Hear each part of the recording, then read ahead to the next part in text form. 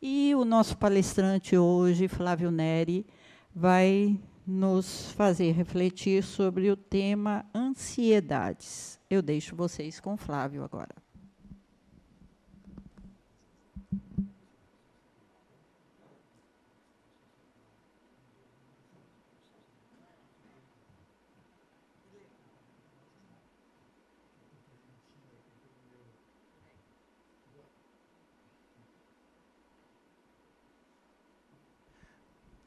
Boa tarde.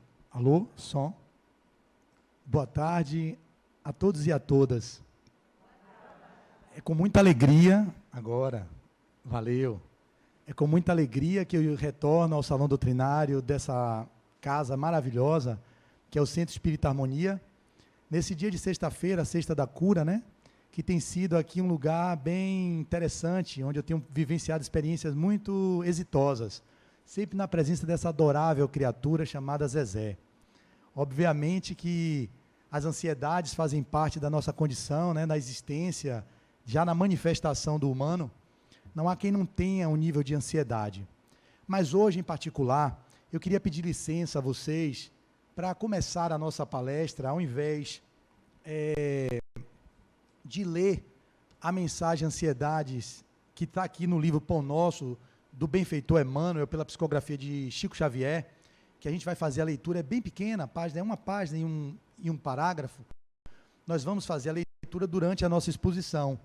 Mas, em primeiro lugar, como está muito recente e a gente está vivendo esse movimento de guerra, eu queria ler a mensagem da benfeitora Marta, que é um espírito que se comunica todos os dias através de um médium baiano, Marcel Mariano, muito conhecido de vocês no movimento espírita, e eu estou tendo a oportunidade de fazer a locução das mensagens dela todas as manhãs, já estou na locução 178, salvo engano.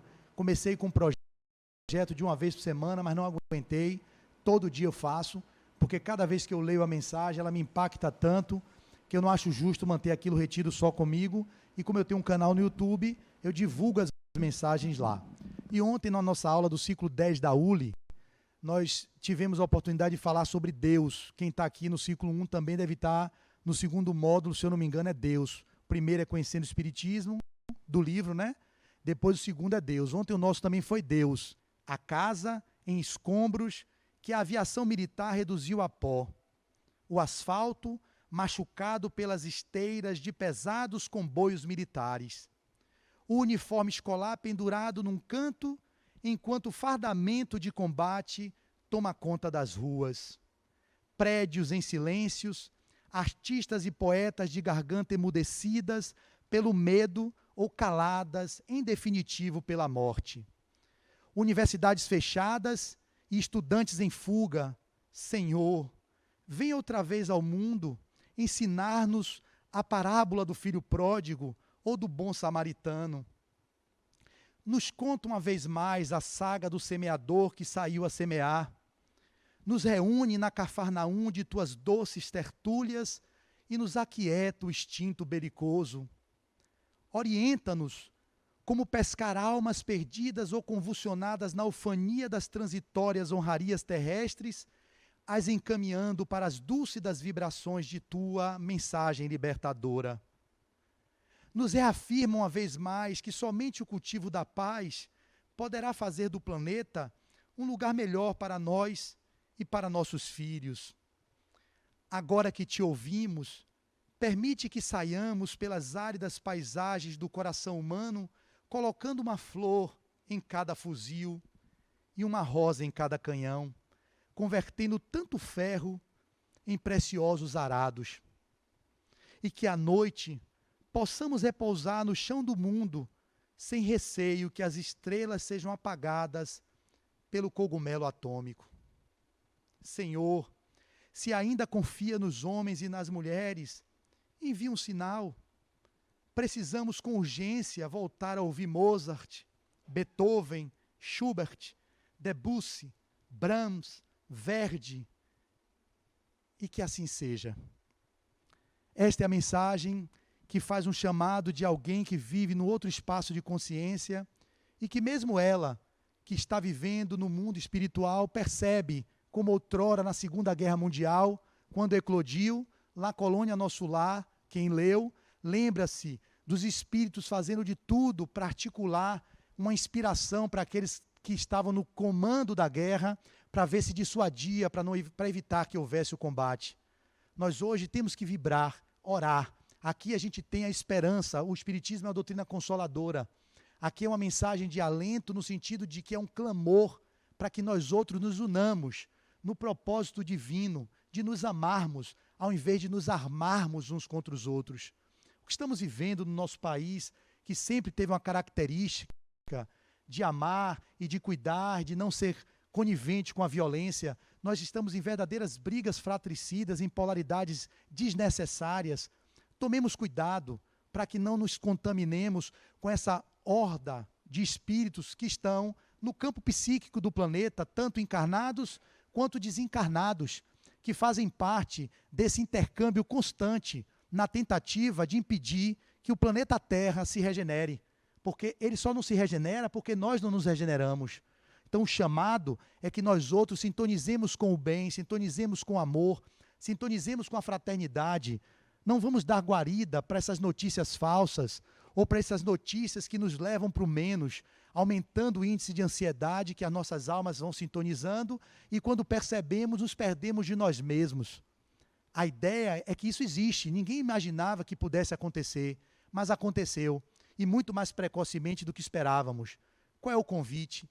O convite é o mergulho interior, é irmos para dentro, evitar ficar na sintonia do contágio constante com as notícias que serão bombardeadas e massificadas, e fazermos o movimento do silêncio e da oração, para que assim possamos ouvir Deus, que não está fora, que habita em nós, o Deus que pode ser sentido na nossa condição de espíritos imortais que somos, e como centelha divina, podemos fazer um caminho para a paz, para o amor, para o belo, para a bem-aventurança. Então eu faço essa abertura com essa mensagem, na esperança de que vocês despertem a consciência, porque verdadeiramente o que acontece com o irmão é o reflexo do que vem acontecendo no nosso íntimo. Nós somos todos uma única consciência planetária, e quando uma alma perece, quando um vai à falência, todos nós, enquanto seres humanos, também falimos. Então sintonizemos com o que é mais elevado, o que nos impulsiona para o mais. Saiamos dessas vibrações do cotidiano, das coisas, das paixões egóicas, que nos levam ao desempoderamento, quando ficamos presos ao personagem, e busquemos a manutenção da evolução da nossa essência divina na imanência de espíritos encarnados que estamos. Porque a evolução nada mais é do que isso. Somos nós que estamos no personagem, mas que somos uma essência. E essa essência se expressa através de personagens para alcançar o tão sonhado estado de plenitude. E nós só alcançaremos a plenitude se fizermos o mergulho de volta para o contato com a nossa centelha divina, que somos todos nós. Esse é o chamado. E essas ansiedades aumentam quando o nosso benfeitor Emmanuel vai trazer no livro Pão Nosso, que vocês deverão ler, e a gente vai fazendo a palestra, lendo algumas passagens e desenvolvendo, ele vai dizer assim: ansiedades. Ele pega um trecho de Pedro, e que Zezé vai ler para mim, porque eu estou presbita, e eu não consigo ler essa parte pequena aí dessa letra. Sua letra, ela também está, ó. Vai botar o óculos, ó. Tá vendo? Eu vou botar o meu já vou fazer minha consulta. Só a primeira, viu, Zezé? Só humildinho. Só humildinho. Só esse aí eu leio o resto. Opa. Ansiedades.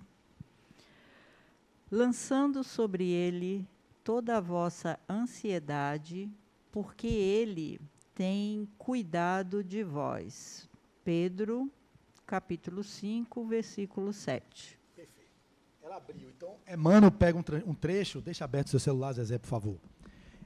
Pedro, ele pega um trecho do Evangelho, né? Emmanuel, e desenvolve. Ele vai dizer assim: as ansiedades armam muitos crimes e jamais edificam algo de útil na terra. Já começa por aí. Invariavelmente, o homem precipitado conta com todas as probabilidades contra si. Opondo-se às inquietações angustiosas, falam as lições de paciência da natureza em todos os setores do caminho humano. Se o homem nascesse para andar ansioso, seria dizer que veio ao mundo não na categoria de trabalhador em tarefa santificante, mas por desesperado sem remissão. Se ele viesse para esse propósito, para andar ansioso, né? Porque a ansiedade denota pouca fé, né? A ansiedade que todos temos em maior ou menor grau denota a falta de esperança. Hoje eu fui abalado pela mensagem e realmente sintonizei, porque é algo muito forte. Mas a nossa condição é de não deixar com que isso nos tire a nossa paz que ainda temos, que já alcançamos. Porque é tão difícil estabelecer algum ponto de paz que qualquer coisa externa tira a gente daquele lugar, porque a gente não tem sustentação, não tem lastro. Então a gente não veio para viver nesse movimento de ansiedade. Como diz Emmanuel, seria dizer que veio ao mundo não na categoria de trabalhador em tarefa santificante, mas por desesperado sem remissão. E não é isso não é para isso que nós viemos.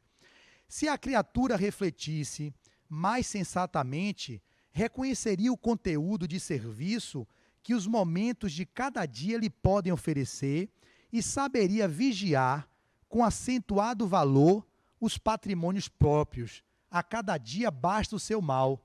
Nós não conseguimos viver, né? Nós vivemos sempre antecipando o que vai acontecer amanhã e gerando ânsias desnecessárias na busca daquilo que a gente nem sabe o que é, mas uma ansiedade que nos move o tempo todo para algo que a gente está querendo alcançar, mas que não vai alcançar nunca se a gente não viver a presença do agora.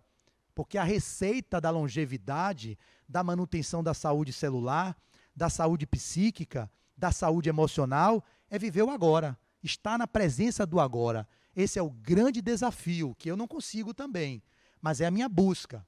Não adianta aprendermos ao passado aquilo que já foi, nos lamentando, nos lamuriando, nos queixando, porque isso nos leva a quadros que podem denotar o processo depressivo. E aqueles que buscam viver no futuro, ansiando pelo que vai vir no dia de amanhã, eles têm uma forte tendência a desenvolver quadros patológicos, de ansiedades patológicas.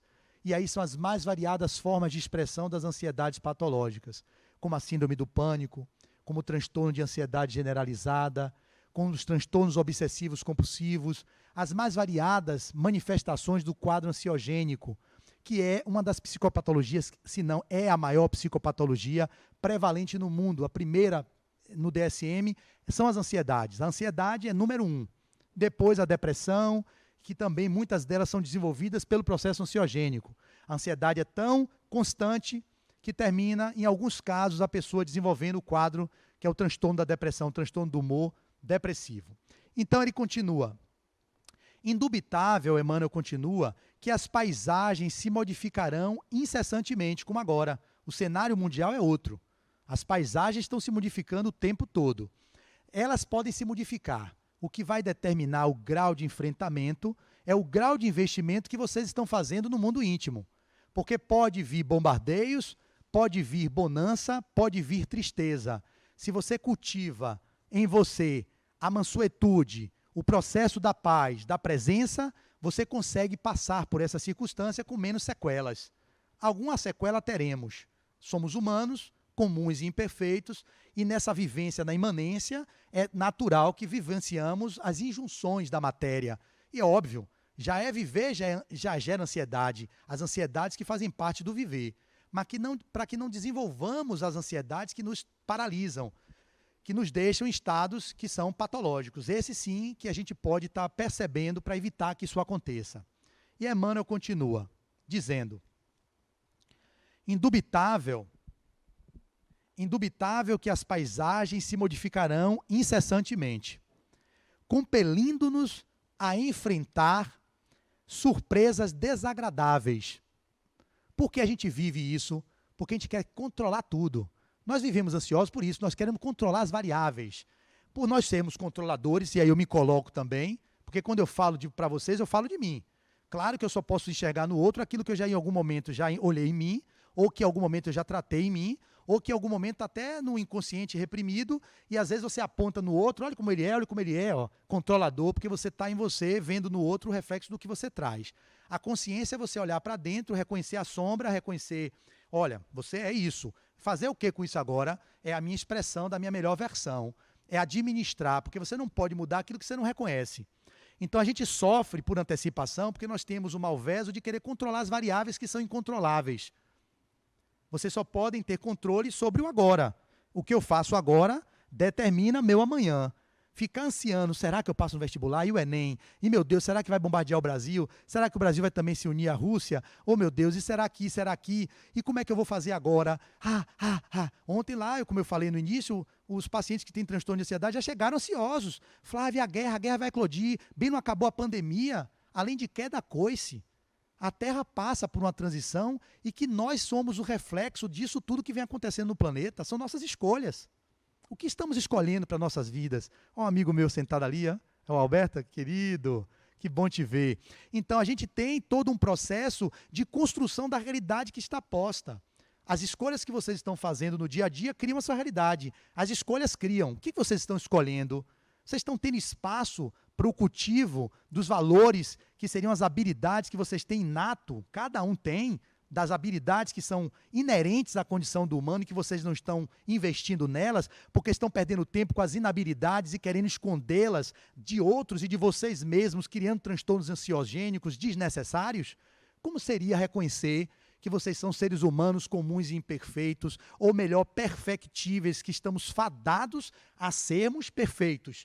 Seremos todos, em maior ou menor grau, em maior ou menor tempo, mas seremos.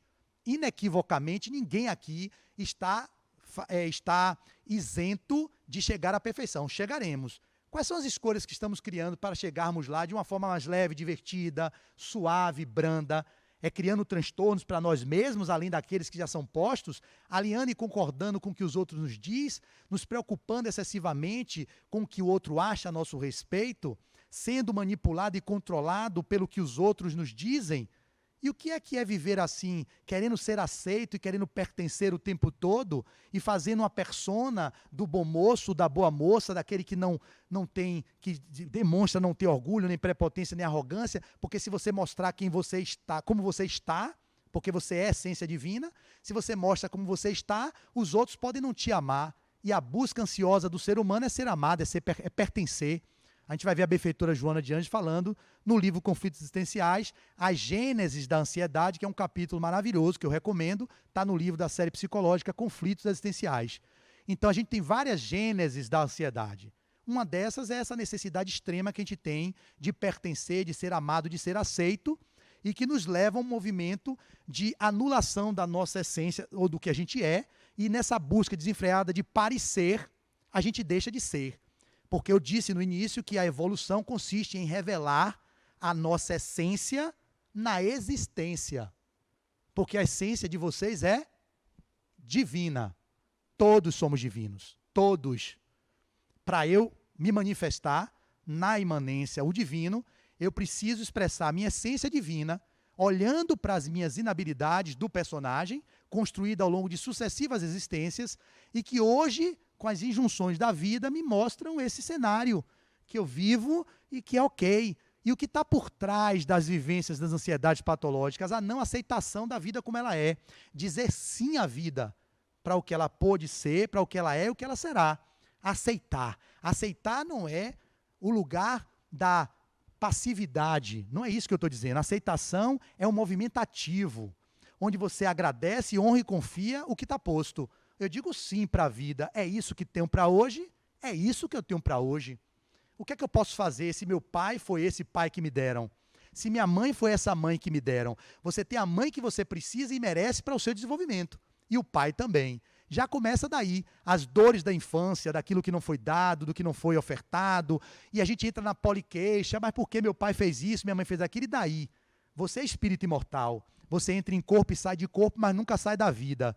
Se você está aqui passando por isso, de alguma forma ou de outra, é um ajustamento para você aprender a viver no mundo, aceitando a vida como ela se põe e se transformando no embate do cotidiano na vida diária. É essa a proposta, no meu ponto de vista, do que é o viver. E aí Emmanuel continua.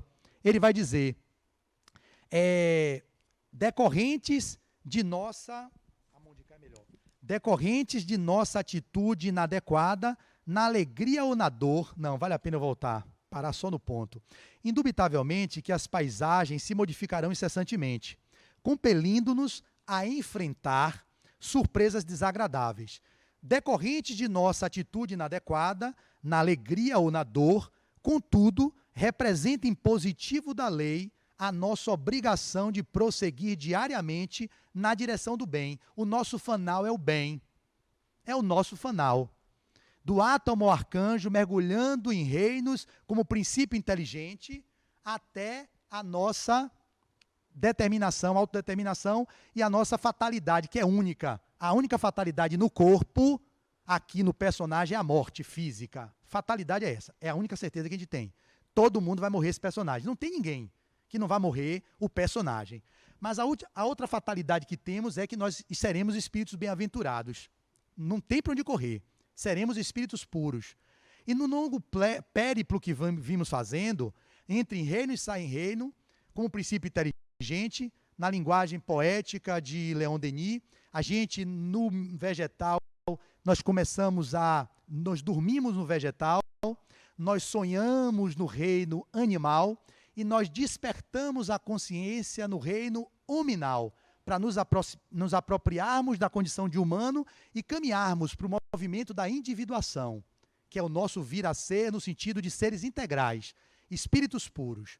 E assim a gente fez, enquanto princípio, espírito é minúsculo, porque depois o espírito na codificação vai para E maiúsculo, o espírito com E minúsculo, como princípio inteligente, você passa pelo reino mineral, e lá você vai aprender os processos de atração que o reino mineral tem. O Dr. Bezerra de Menezes narra a literatura espírita, quando ele desencarnou, ele foi chamado por Mãe Santíssima, Maria de Nazaré, para poder ir para as esferas mais elevadas.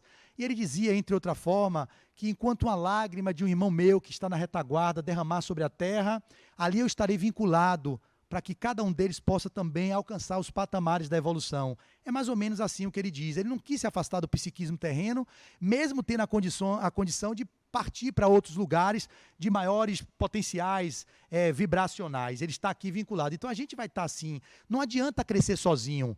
A gente só cresce junto. E a evolução denota aí, você vê o Mercosul, o Altan, se unindo todo mundo, e é no agregamento de pessoas, quando a gente se une em comunidade, que a gente cresce. A evolução mostrou isso. Precisávamos criar clãs para se proteger das feras, e aí fomos desenvolvendo para diminuir os índices de exposição e diminuir os índices de ansiedade, de vulnerabilidade. Porque a base de muitas ansiedades, se você for fazendo um aprofundamento, você vai chegar no medo. O medo de morrer. Quando a gente faz isso, né, no movimento de aprofundar para ver o que está de fato ali naquela coisa expressa, você vê que o pano de fundo é o medo da morte. Por isso que a gente fica ansioso. A gente está ansioso para ter dinheiro, para sobreviver, para ter condição de não ficar numa velhice desamparado, para pagar um plano de saúde, e porque eu tenho que ter dinheiro para pagar o filho para a escola, porque senão meu filho não vai se desenvolver, ele vai morrer. Então, se você for fazer uma análise profunda, você vai encontrar o medo como gênese de muitas ansiedades que nós vivemos. O transtorno do pânico é um excesso de medo, de uma forma patológica, porque é o medo de algo que é, às vezes, irracional. Então, e aí ele continua, termina dizendo, lança as inquietudes sobre as tuas esperanças em nosso Pai Celestial, porque o divino amor, origem do bem-estar de todos nós, repito, lança as inquietudes sobre as tuas esperanças em nosso Pai Celestial, porque o divino amor cogita do bem-estar de todos nós. Justo é desejar firmemente a vitória da luz, buscar a paz com perseverança, disciplinar-se para a união com os planos superiores, insistir por sintonizar-se com as esferas mais altas. Não ouvides, porém, que a ansiedade precede sempre a ação de cair. Então, a pessoa que vive nesse movimento de ansiedade constante é uma iminência da queda. Eu vou pegar aqui para citar um trecho que é muito comum nas redes sociais, é uma fala de uma citação que... Não foi não, Zezé? É uma outra aqui. Era uma outra fala, não era essa aqui não. É uma que diz assim... Você baixou? Não. Não, eu não mandei. Mas eu vou mandar agora, peraí. Vou fazer aqui licença, porque essa frase é uma frase bem interessante, eu leio aqui no meu mesmo, o pessoal do Instagram vai perder um pouco. Zezé, aqui. Deixa eu mandar para o seu Zezé. Mandando para Zezé. Veja o que é a tecnologia, né? A gente tem possibilidades as mais variadas. Chegou, Zezézinha. Já foi aí. Então, para voltar aqui para o meu Instagram, senão cai. Então, o que a gente vê, a gente percebe isso aqui, ó, que acontece muito. Depressão,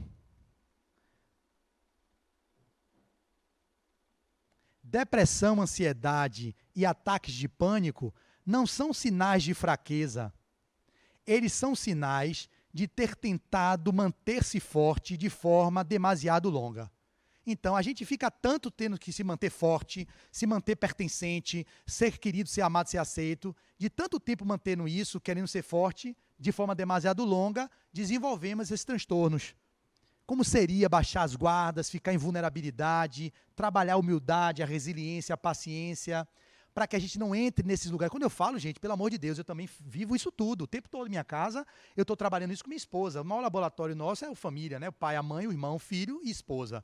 É o tempo todo. Eu já desço em oração, porque eu amanheço o dia fazendo meditação, milagre da manhã, que é uma prática que eu faço há 2 anos ininterrupta. Minha esposa acorda com o rodo na mão. Aonde você vai, eu vou varrendo. Ela não levanta para vibrar, para orar, ela levanta já trabalhando, fazendo coisa. Eu digo, pelo amor de Deus, então é um choque já aí no começo do dia. Eu levanto lento, querendo ainda respirar, ficar comigo mesmo, meditar, depois fazer o tai chi, o yoga. Vou fazer essas dicas que eu estou dando, são práticas que estão aqui na literatura, como proteger-se, né, para evitar que os transtornos ansiogênicos tomem vocês, é preventivamente. E ela levanta com rodo, já varrendo, limpando. Eu digo, meu Deus do céu, e já quer me colocar naquele padrão dela. Já, Flávio, você sabe que hoje ligou fulano, eu digo, peraí, pelo amor de Deus. Aí eu já vejo o quanto eu não tenho paciência, porque naquele lugar eu já entro no, peraí, tá ficando doido, amanheceu o dia, eu tô acordando, eu nem acordei ainda. Você já tá me dando problema? Como é que amanhece o dia com problema na cabeça assim? Eu não dou conta, não funciono. Então já começa ali o desafio da relação a dois. Então eu peço silêncio para ela, por favor, vai. Ela hoje já me respeita. Ela entra assim, mansinha, eu já estou meditando, ela olha assim, quer me dizer uma coisa, que ela está ansiosa, para já me futucar aqui, dizer assim, ó, depois você medita, tenho que lhe dizer tal coisa. Eu já olho para ela assim, vai embora, diabo. Tipo assim, vaza, Exu da Lebara, Exu Caveirinha, porque é uma perturbação para tirar você do seu espaço de cultivo dos valores que você está buscando. É uma luta, porque o chamado externo é para você viver isso. É pular da cama no celular, no Instagram, no Facebook, vendo notícia. Então, se você não cria mecanismos de higiene mental, higiene do sono, você desenvolve esses movimentos e que depois você não sabe nem porquê, já está sendo tomado e quer correr atrás. Aí quer uma pílula mágica para resolver, toma Rivotril, fluoxetina, aí começam os remédios como tentativa de aplacar aquilo que você não quis ao longo do tempo investir. Quer algo mágico, quer que o terapeuta lhe tire seu drama, quer que o médico dê uma solução mágica para o seu conflito, mas você não quer investir em tempo no movimento de mergulhar para dentro, de estar na ULI, fazendo o desenvolvimento de 5 ciclos, porque meus pacientes todos aqui estão. Eu digo para todo mundo, ó, sai da terapia, mas pode ir para a ULI. Eu dou alta, tem muitos que eu dou alta. Foi para a ULI, começou a frequentar alta.